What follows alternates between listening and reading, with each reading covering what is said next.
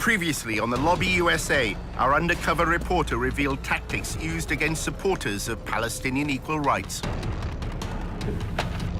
You have to show that they're racist hate groups and to consistently portray them that way. Tony is being recruited to work undercover for the lobby. It's a hostile environment and there's some risk involved. His assignment? To investigate people on a blacklist drawn up by a website called Canary Mission. It's an anonymous site. Nobody has any idea who's actually running this thing, and people have tried and looked into it. In the third of a four-part series, Personal Attacks, Smears on Anonymous Websites, how sections of the pro-Israel lobby use unscrupulous means to discredit supporters of Palestinian civil rights.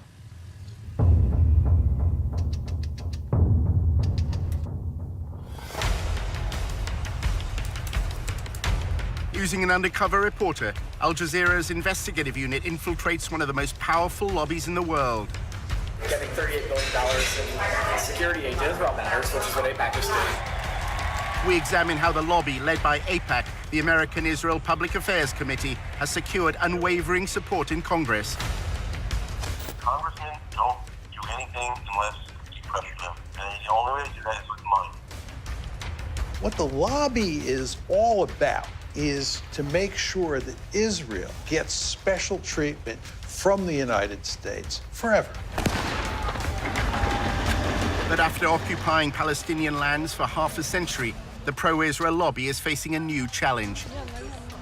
We called for a full boycott of Israel, divesting from it, and eventually imposing sanctions on it to achieve UN-stipulated rights of the Palestinian people. A movement to boycott, divest, and impose sanctions on Israel, BDS, was formed on American campuses. It seems to be achieving its goals. It threatens future American support for Israel. We believe in justice for all people. That means the occupation has to end. Israel's Ministry of Strategic Affairs responded with a covert operation to defeat BDS. אתה צריך לעשות את זה עם הרבה מאוד עמימות. זה לא גוף צבאי היררכי שאם הרגנו את X, אז כל הגוף מתחתיו לא פועל. The Israeli government leverages Jewish organizations in the diaspora. Absolutely. It's a psychological campaign involving spying and smears. You discredit the messenger as a way of discrediting the message. Just stay on message. And what is that message? BDS is a hate movement. While our reporter monitored pro-Israel groups, he was asked to go undercover for the lobby. You're going into enemy territory. It's not for everybody.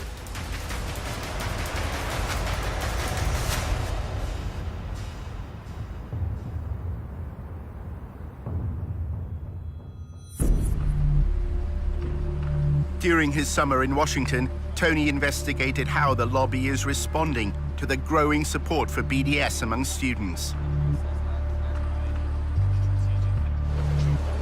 AIPAC has an established network across high schools and universities and is also part of the wider campus coalition against BDS. I work with the DC school, so I can connect you to Georgetown, GW, American.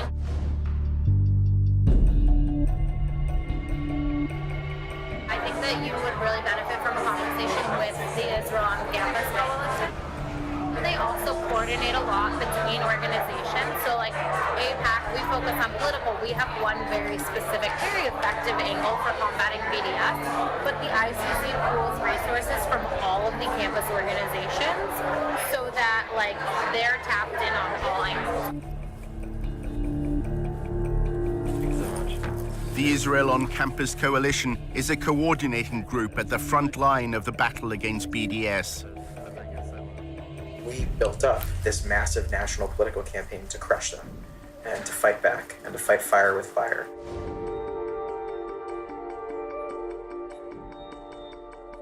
What we saw was a growing global movement to destroy Israel that was manifesting on American college campuses. It makes sense that they would try to poison the next generation. The one thing every member of Congress and president and ambassador and newspaper editor has in common is, by and large, they spent a little bit of time on a college campus, and probably those were formative years. The Israel on Campus Coalition is at the center of the lobby's response to BDS. There are about 100 maybe 120 now professionals that are working for a dozen national ICC partner organizations like APAC and Jazeera Fellowships and Stand With Us and Hillel and Chabad and API. Stand With Us and the ICC have a particularly close relationship.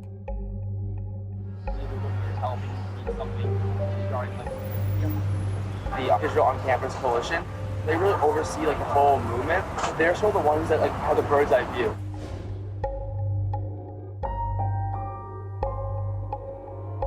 Let's just say like next week, a BDS resolution comes to campus. So the ICC will be the ones, they'll organize a conference call with all the partners. So they might say, okay, stand with us, we need a little bit more of your help because we need something regarding like what's like BDS resolution. The campus newspaper wants us to write like an op-ed. Can you guys help like the op-ed? So they'll sort of be the ones and they'll sort of be overseeing it.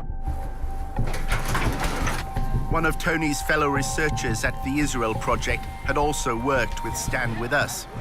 One evening, Amanda told him how the work she'd been asked to do often made her feel uneasy. And stuff we produced, I felt was like,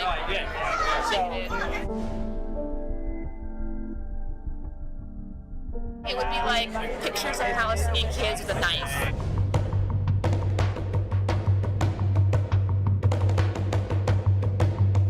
Those videos of like kids gonna like stab people and like we need to put this on Facebook and they have to make memes like do like graphics about like that.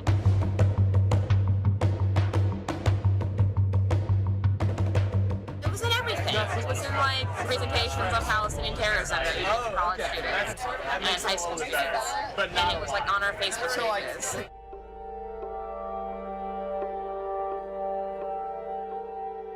It's embarrassed to be associated with it. You told me about that guy who was like telling you to like use racist, like use. Yeah. Were they going to universities and using that kind of language? Or? Yeah, universities, articles, Facebook, everything.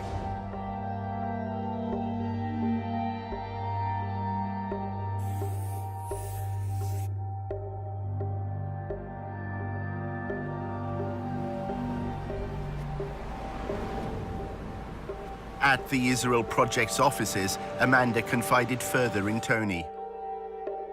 Her boss at Stand With Us instructed her to call BDS a racist hate group as often as possible, she said, because it polls well. Stand With Us also had what she described as a covert group which would slander people as anti-Semites. It made her feel uncomfortable. Amanda recalled how Stand With Us was involved at her university. Students who criticized Israel's treatment of Palestinians were routinely accused of anti-Semitism. The pro-Israel side would say things like, it's anti-Semitic. Say things like, why are they targeting Israel and not other Arab countries? You know, like, look at all this bad stuff happening to other places. And, you know, and Israel is like a democracy. Like, they would just say all this stuff that was like so irrelevant. Do you think that there have been well-intentioned activists on American campuses who have found themselves in very difficult situations because these pro-Israel groups have tarnished them as anti-Semites? Oh, absolutely.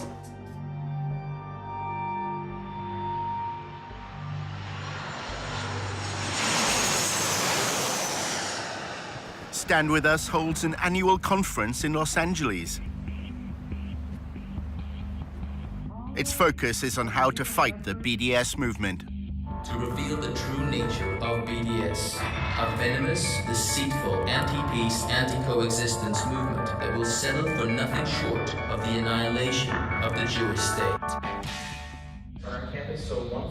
Jacob Bain from the Israel on Campus Coalition linked BDS to the rise in anti-Semitic hate crimes in America. Anti-Semitism is increasing in general, right? In the same way that we're seeing anti-Semitism increase in the community, we're seeing these awful, terrifying desecrations of Jewish cemeteries. Campus is no exception. At a social event held by a pro-Israel advocacy group, Tony finds out more about Stand With Us. Many here are recent graduates with backgrounds in student politics. I was the chief of staff for my friend who is our student senator.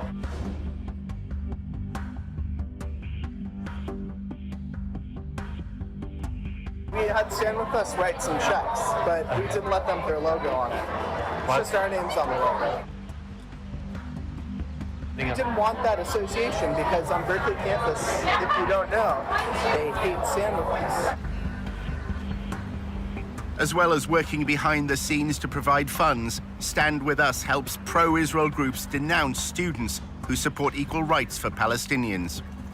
We've used Stand With Us strategically on my campus to have them publish stuff when we wanted stuff published. One girl that was running for our student senate, her last name's Dick, Samaya Dick. The summer of 2014, the Gaza bombings happened. There's a lot of activity in the Bay Area, a lot of protests. You hear like, intifada, intifada, intifada. So, and I asked them, and I was like, oh, what does that mean? When Samaya stood for the Student Senate at Berkeley, the Arabic word meaning uprising inspired her election slogan. My last name means faith and governance, a way of life. There was other hashtags, so it was like Din for the Win, Din Dynasty, and didn't really like them. So when I launched my campaign, it just seemed fitting to launch it with, hashtag Dintifada. She ran on the hashtag Dintifada as her Dintifada, her last name's Din, Samaya Din. And we're like, this isn't okay. Stand With Us then launched a social media assault on Samaya's campaign and her character. We had a campaign party, it was a launch party, and an hour later, I'm getting all these messages.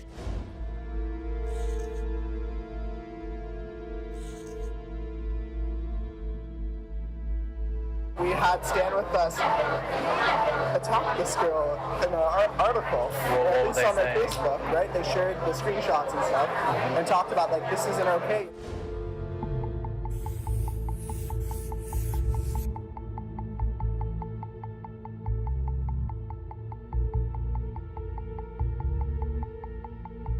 The next day, Stand With Us completely took my campaign slogan out of context. It's just an Arabic word, meaning uprising. And they redefined it to then serve their own purpose. The redefinition to me was killing of all Jews.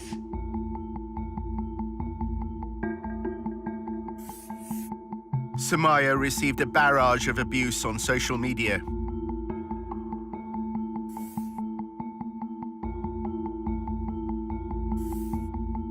They called you a frustrated, sexually repressed woman. They said you were scum.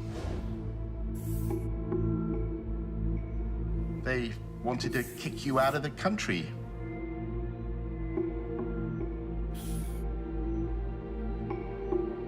How hard was all that to deal with? Yeah, I distanced myself from that. I would go out and I would be walking on campus. Everyone would be looking at me. I felt like I needed to hide. It took me 3 days. I didn't sleep. I was just like, what's going on? We don't want Stand With Us's name, on our name.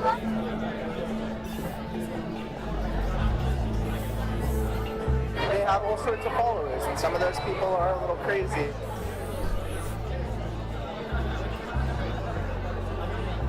You have people that are saying, like, that person should die. This girl was getting death threats.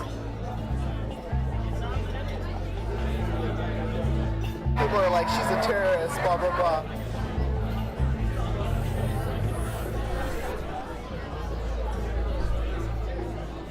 How involved are they on campus politics then? Like even if it's money, they get money, but it's rare that they put their name on something because the leadership that I helped create on that campus is aware that it ruins relationships. At the Israel on Campus Coalition in Washington, Tony discovered that the lobby is deliberately adopting a clandestine approach on campuses. We should stand behind our work, not in front of it. It's not helpful for Stand With Us to say to a pro-Israel student, or the Israel Project to say to a pro-Israel student, oh, sure, we'll help you, but you have to put our logo on it.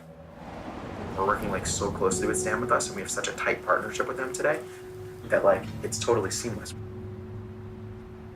Tony also discovered that anonymity is a key strand of the campaign against BDS. If one of these terrorists on campus wants to disrupt a pro-Israel lecture or something and like unfurl a banner or whatever else, we're going to investigate them, look into bad stuff they've done. That stuff becomes very useful in the moment, and there are any number of ways to push it out. The only thing is that we do it securely and anonymously, and that's the key.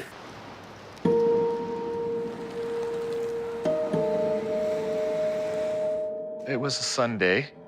I was in the kitchen. My partner was in the living room with my daughter. Came in with her laptop, and she said, "You've got to see this." Bill Mullen has been a campaigner for the BDS movement for years. His wife had been sent a link to a website containing a letter addressed to her. This letter purported to be by a former student who said that she had been sexually harassed by me, and she had found other students at Purdue who had had the same experience, and she was writing this letter to tell their story. With the anti-Israel people, what's most effective, what we found, at least in the last year, is you do the opposition research, put up some anonymous website, and then put up targeted Facebook ads. Within a very short time, within about 48 hours, we were able to establish that these multiple sites that we had found attacking me had been taken out almost at the same time, and that they were clearly the work of the same people. Every few hours, you drip out a new piece of the opposition research. It's psychological warfare. Drives them crazy. One of the accounts said that in the process of supposedly putting my hand on her, I'd invited her to a Palestine organizational meeting. And I thought, well, you're sort of putting your cards on the table there, whoever you are. We found out that a student at Purdue, who I work with, had also been targeted. A former activist with Students for Justice in Palestine agreed to speak only with her face concealed. It said that I would get drunk and go and have sex with multiple guys, and that's just a huge attack on my character and a massive lie. My parents were very upset. They immediately told me to quit my involvement with SJP. They either shut down or they spend time responding to it and investigating it, which is time they can't spend attacking Israel. That's incredibly effective. The main focus was to attack my reputation and my character, pretty much to mess with me so that I don't want to continue my involvement with SJP. It was really an attempt by people who didn't know us to think, maybe I can destroy this marriage at the very least. Maybe I can cause them horrendous personal suffering. The same letter purporting to be harassment to my wife used the name of our daughter. I think that was the worst moment. I think we thought, these people will do anything. They're capable of doing anything. Could you send me some of these websites? I'd be very curious just to see what they look like. I couldn't. You couldn't, okay. But, you know, Canary Mission is a good example. Canary Mission is highly, highly effective to the extent that we monitor the Students for Justice in Palestine and their allies. I remember it was the morning I was getting ready for school. I was about to graduate at this point, in a pretty cheery mood, I'd say. I got a Facebook message from one of my friends. She goes, "Hey, Marcel, I don't mean to freak you out, but I think you should see this." I click on it, and then I see it's a picture of me, and it's my name, and it's a profile about me. When I saw that this was a website dedicated to taking down pro-BDS activists and painting us all as terrorists and anti-Semitic, it was chaos. It was chaos in my mind. What are people gonna think when they look at my name on Google? Are they gonna think I'm a terrorist? Are they gonna think I don't like Jewish people? And they're picking out individuals who they think are critical of Israel, and they're smearing them. And they're telling them that what's going to happen here is if you don't cease and desist from acting like this, we in the end will do much to destroy your career. A few years later, these individuals are applying for jobs within your company.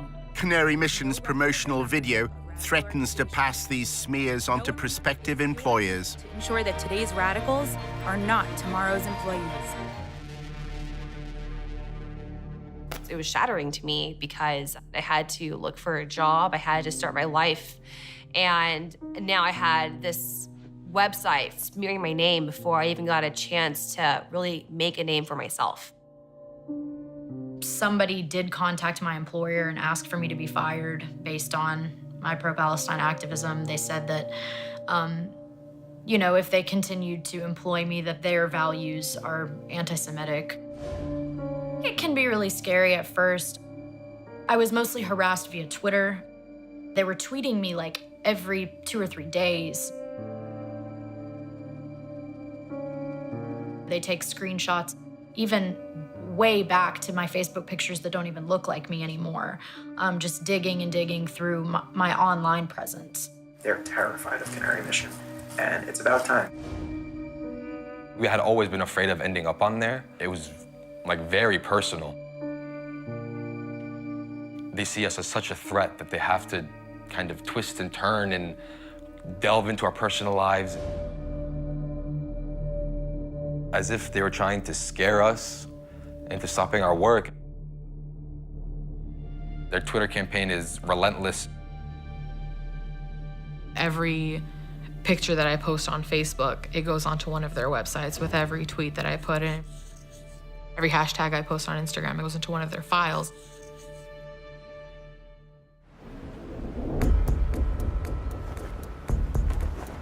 The research operation is very high tech. When I got here a few years ago, the budget was like $3,000. Today it's like $1.5 million or more. Probably it's like $2 million even at this point. I don't even know, it's huge. It's a massive budget. We've got major political consulting firms on retainer that are here all the time. We have our own opposition researchers.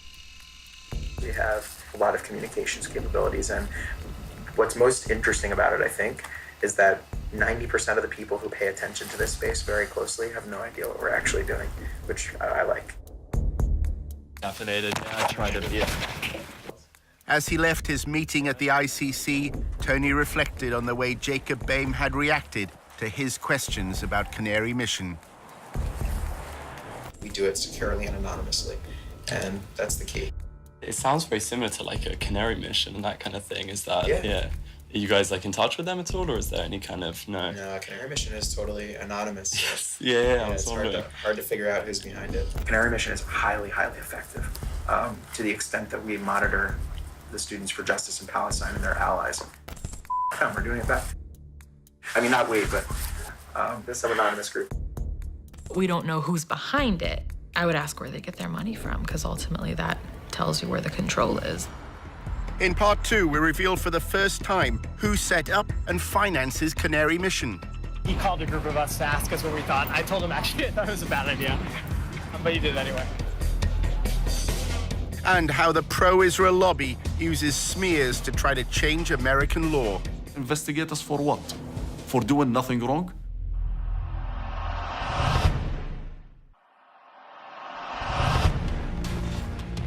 In part 1, how anonymous websites smear supporters of the BDS movement. Use the name of our daughter. They're capable of doing anything. It's psychological warfare. Drives them crazy. Not saying ownership, but I think it's not serious. Our undercover reporter, Tony, is having a coffee with Eric, his boss at the Israel Project.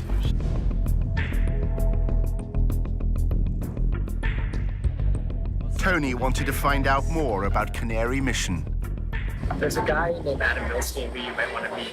He's a convicted felon. That's a bad way to describe it. He's a real estate mogul.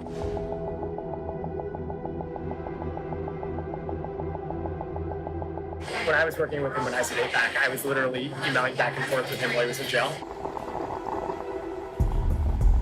But but he's loaded. I mean, he's close to $500 million. Adam Milstein has become a central figure in the lobby. His foundation funds numerous pro-Israel organizations. He also sits on the boards of AIPAC's National Council, the Israel on Campus Coalition, and Stand With Us.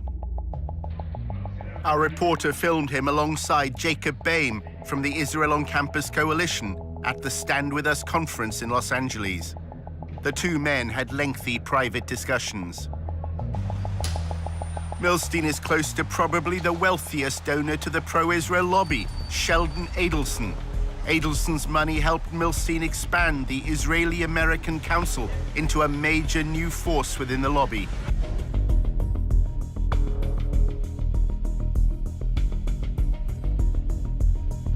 Adelson arrived at the 2016 IAC conference with Rudy Giuliani, now an advisor to President Trump. An IAC video from the conference shows Milstein and Adelson discussing their partnership. You said you see the vision and you tell us, go and do it. And we took your orders and we made it happen. And we took your money. There's somebody else around that can give you $50 million? No, there's no... Sheldon. Eric is wary of Adelson's relationship with the U.S. president. He's really impulsive. If he gets a call from, Donald Trump, comes to get all the pro organizations to start helping us. He starts twisting their arms and putting pressure on them. Like, I give you $1 million. You better start putting out TV ads. Like, what the that's not our goal. It's not our mission. Tony attended the Israeli-American Council's annual conference. At a party, he spotted the IAC's chairman, Adam Milstein. It's very important that we're proud Jews. We're not, I was born Jews, but I'm really not Jew, and I'm not sure I'm proud Jew. We're proud about our history. We have strong connection to the land of Israel. So this Israeli identity is now all over the world. I'm Tony. I'm in the Israel Project with Eric Gallagher. Milstein told Tony how critics of Israel should be handled. First of all, investigate who they are. What's their agenda? They're picking on the Jews because it's easy, because it's popular.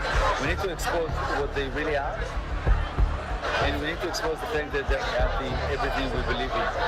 And we need to put them on the run. Right now, they can do whatever they like, terrorize us, and we are... How do we put them on the run, though? Doing it by exposing who they are, what they are, the fact that they're racist, the fact that they're bigot, that they're anti-democracy. Do you think there's a good role to just naming them as anti-Semites? Not just anti-Semites, it's too simple. We need to present them for what they really are. They're anti-freedom, they're anti-Christian, they're anti-democracy. That's what we need to do. Yeah. Numerous groups from the pro-Israel lobby were attending the conference. An Israeli official gave them a message to pass on to BDS supporters in America. Everybody out there who has to do anything with BDS should ask himself twice, do I want to be on this side or do I want to be on the other side? If I'm submitting to BDS, what would be the effect?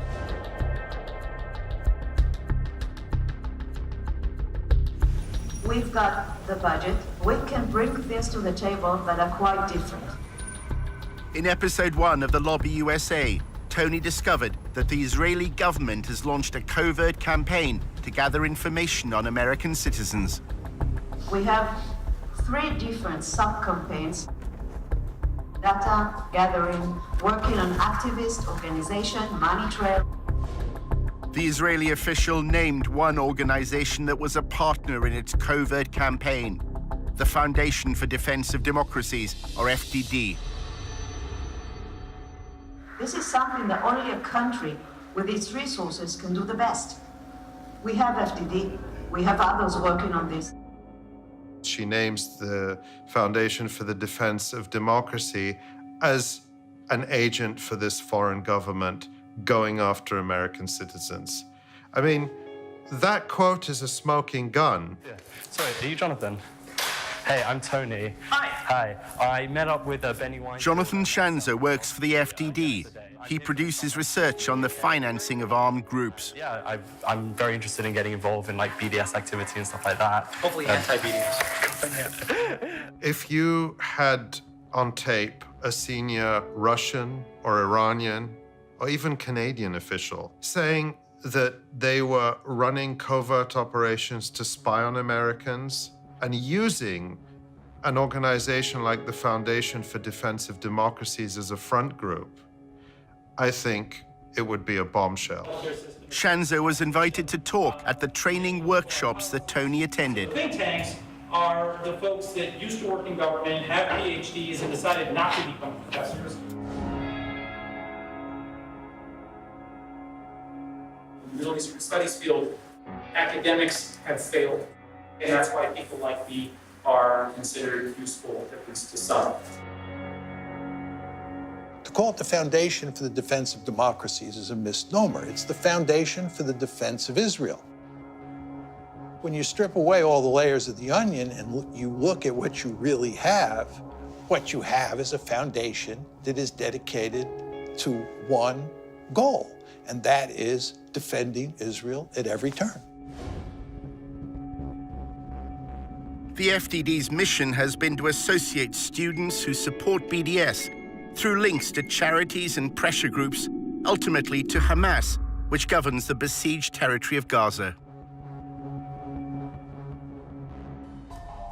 We found out that there was a coordinator who was being paid to make sure that the activists from a certain group called SJP, Students for Justice in Palestine, who was working with all the different SJP chapters around the country to make sure that they all have the same message. So we said, wait a minute, who are these people? That kind of sounds like a little bit like a network. We took a little bit of a deeper dive, and we found out that there was one organization that was, in fact, the mothership. Shanza's mothership is a group called American Muslims for Palestine. Here's the remarkable thing, is that this organization has employees that used to work for Hamas charities here in the United States. Many employees, as a matter of fact, that used to work for the Holy Land Foundation. Does that name ring a bell to anyone? The Holy Land Foundation was the largest Islamic charity in the United States. In the aftermath of 9/11, the government accused it of funding terrorism. With this action, we go beyond the al-Qaeda network to target groups whose violent actions are designed to destroy the Middle East peace process. Hamas emerged as a resistance movement, challenging Israel's occupation of Palestinian land. The United States lists it as a foreign terrorist organization. 5 members of the Holy Land Foundation were later convicted of sending money to Hamas. Almost 90% of all those Arab and Muslims that were targeted in the United States post 9/11 were targeted because of their engagement with the Palestine issue. They had nothing to do with being members of Al-Qaeda, have no relationship whatsoever to what's so-called transnational terrorism. There's been a very strong trend from Israel and its advocates since the September 11, 2001 attacks to portray Israel as part of a civilizational war where Israel is on the Western side and Israel's critics are on the side of the terrorists. According to reports in Israeli newspapers in 2008, Prime Minister Netanyahu said 9/11 had been good for Israel. The attacks had swung American public opinion in its favor.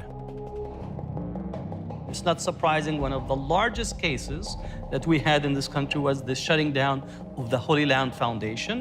If you look at all those that were targeted in relations to the Palestine-Israel conflict and their engagement politically. Turns out there are 3 individuals currently working for what we'll call a mothership that used to work for the Holy Land Foundation. 3 former volunteers at the Holy Land Foundation are now involved with American Muslims for Palestine. None of these individuals has been accused of any wrongdoing in the United States. So I'm thinking, aha, okay, terror financiers. I used to do this for a living. I used to work for the Treasury Department tracking terrorist money. I know these guys. What's going on here? We have no affiliation with any foreign organization. We don't receive money from overseas. And this mothership organization is a very small organization. But the pro-Israel advocacy class heard another message. Was that the primary driver of the BDS movement in America is all populated by people who are former Hamas charity employees. This is not a grassroots organization. This is not a grassroots movement. It is being coordinated by very bad people, and it needs to be made known. Think tanks like the FDD play an important role for Israel in the media. Their selective use of evidence is often presented as legitimate academic research. They try to educate people to understand that Israel is effectively a Western liberal democracy in the sea of terrorist states, which is the Arab world. The other goal is to intimidate and to smear people. Shanzer is invited by pro-Israel congressmen to provide evidence before subcommittees on terrorism in the Middle East. He uses them to insinuate that prominent activists for Palestinian equal rights are linked to armed groups. The AMP's founder and president, Hatem Bazian, was one of 2 featured speakers at a 2004 fundraising dinner in California. Incidentally, the other speaker at this dinner was Mohammed Al-Mazain, who is currently in jail for his role in the Holy Land Foundation and for providing financial support to Hamas. When you enter it into the congressional record, now people are begin to think that there's some legitimacy to it.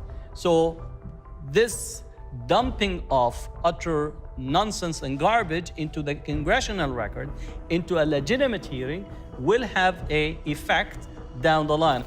There's also Osama Abu Ershad. He is currently the National Coordinator and Policy Director for AMP. Mr. Abu Ershad also runs a pro-Hamas newspaper in Virginia. They made Palestine as a front on the war on terrorism. It was Al-Qaeda that attacked the United States. It wasn't Hamas or any Palestinian organization. It was Al-Qaeda. I should note here that our open source research did not indicate that AMP or any of these individuals are currently involved in illegal activity. He himself, in his testimony in Congress, he says, we have no evidence of any wrongdoing by this organization, but still you have to investigate them. So investigate us for what? For doing nothing wrong? The fact it's rubbish does not mean that people don't listen to it, right? Shanzer's allegations that American students are somehow connected to armed groups in the Middle East has become part of the lobby's attempt to demonize BDS. Organizations that have spread throughout the world via a network of carefully constructed proxies. We should promote the fact that, according to Jonathan Shanzer from Knows Terrorism, he said a group of people who were actively funding Hamas have now formed a group, American Muslims for Palestine. Shanzer, testifying, said they're a leading driver of the BDS campaign. They're the most important sponsor and organizers of SJP.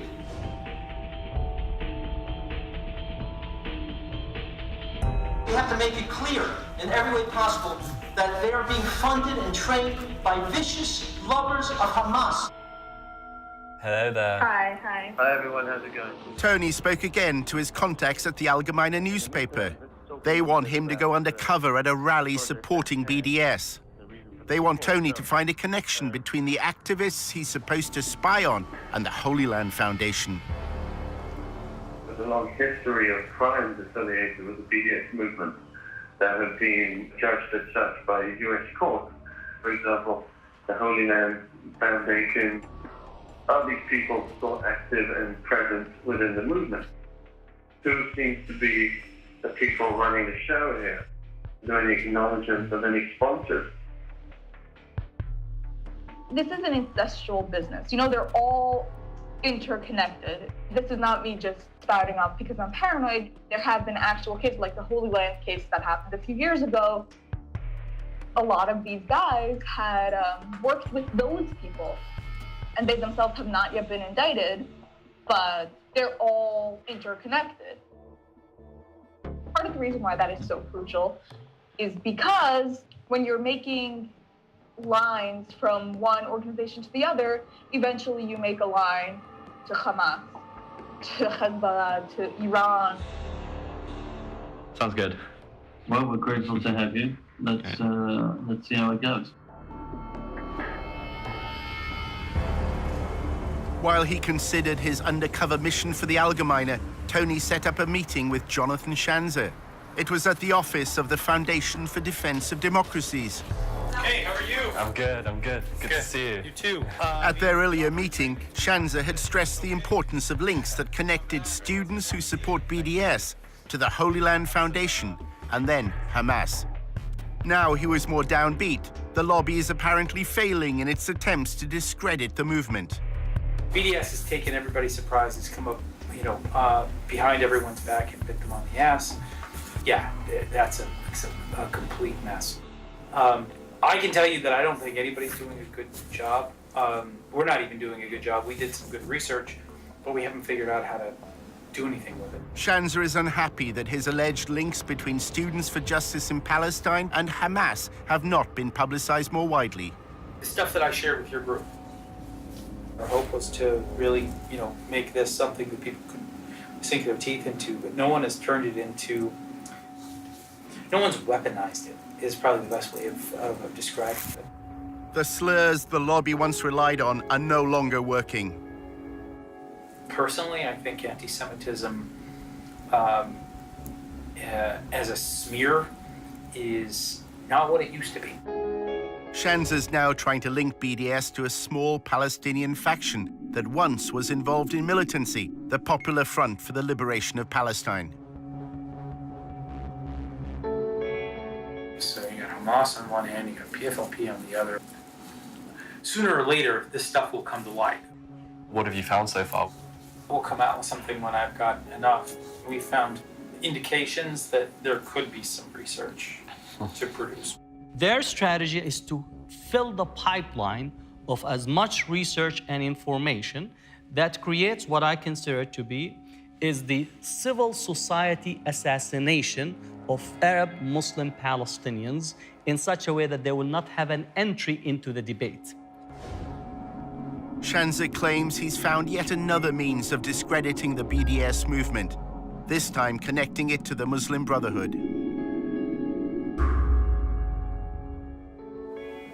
The problem is the Muslim Brotherhood's not an illegal organization in the United States. So you can say that that's bad, but if there's no legal link, there's no, there's no law enforcement angle on any level, then it becomes really hard to win.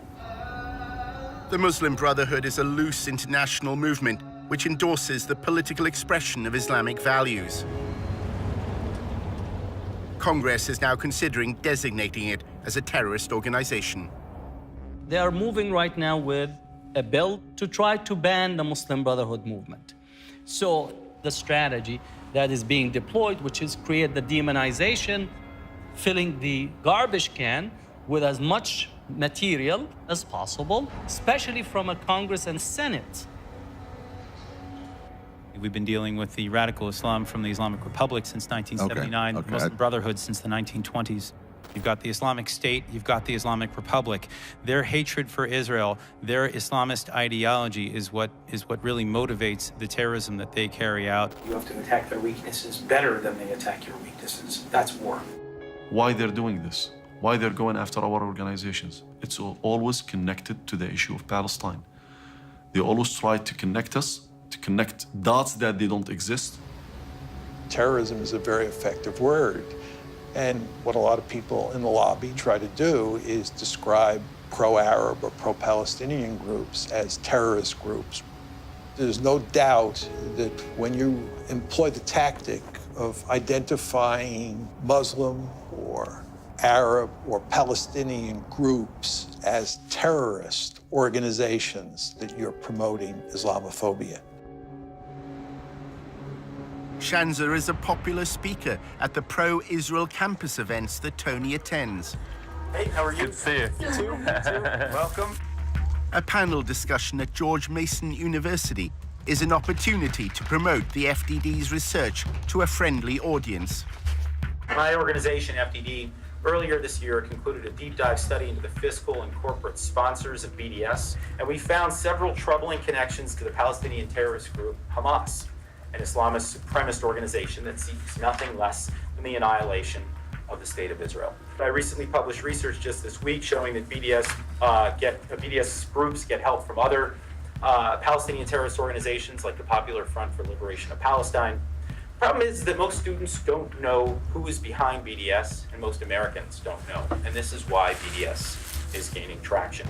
AMP is the de facto national leadership of Students for Justice in Palestine.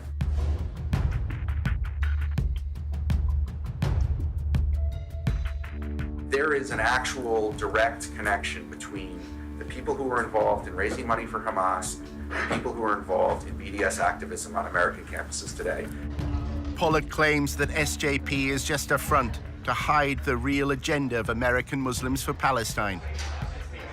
You'll notice their name is Students for Justice in Palestine. You don't hear the word Islamic, you don't hear the word Muslim in that name, and you hear the word justice, which is kind of a buzzword on campuses today. Everyone's for justice, right? You're not for injustice. The crowd that's kind of behind the scenes is actually a very Islamic radical cause.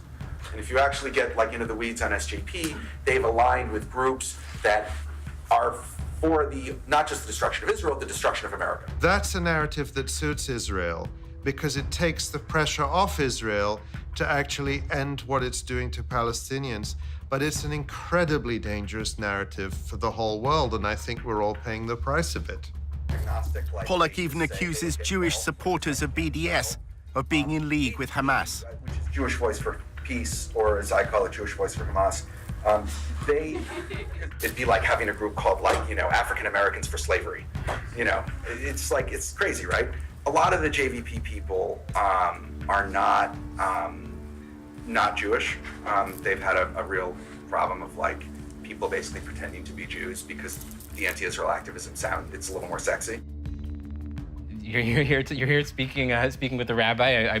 I work for Jewish Voice for Peace. I mean, we're a Jewish organization. I mean, again, I think that's another kind of absurd claim.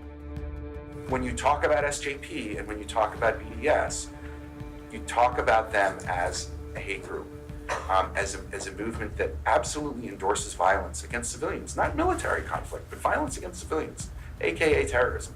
You discredit the messenger as a way of discrediting the message. Tony's boss, Eric, was also at the event. He's old friends with Noah Pollock. I want to hire Tony at the Israel project. Tony's another troublemaker from the UK. Yeah. He's a good guy. Noah's the best. As Tony left the event with Eric, the conversation turned to smearing BDS supporters. Eric said wealthy pro-Israel donors now have the freedom to fight Israel's critics however they want.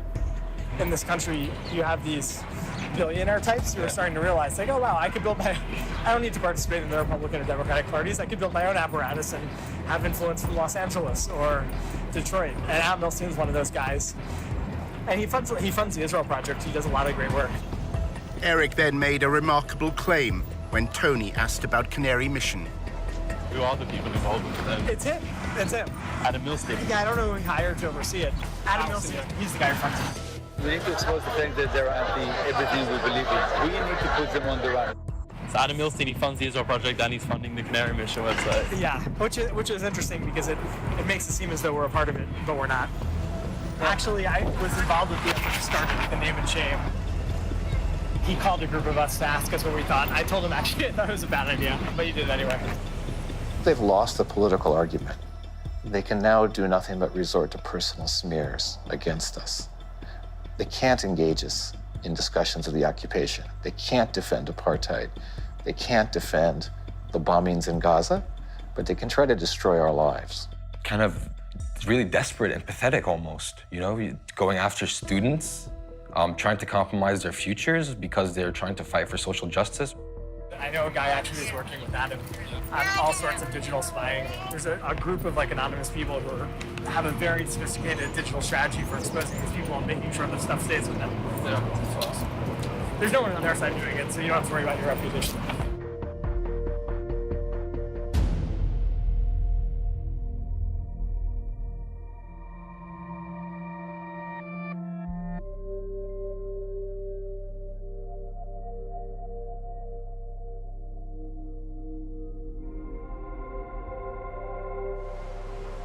In episode 4, how the pro-Israel lobby is fighting the public relations war, The activism has to be like very provocative and attention getting and just like total like no given. And how the Israel Project is laying the ground for a future conflict with Hezbollah. We have to be ready because that war will be won and lost. You know, the court of public opinion, not the